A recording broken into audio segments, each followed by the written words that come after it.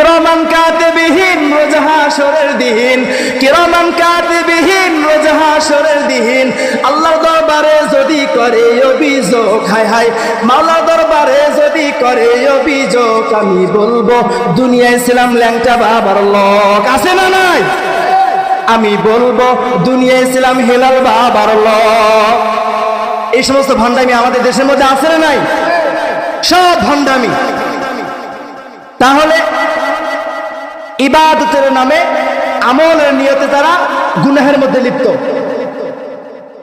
আমাদের যারা হিন্দু ভাই আছে এদের মায়ের অভাব নেই, আমরা যারা মুসলমান আছি আমাদের বাবার অভাব নেই।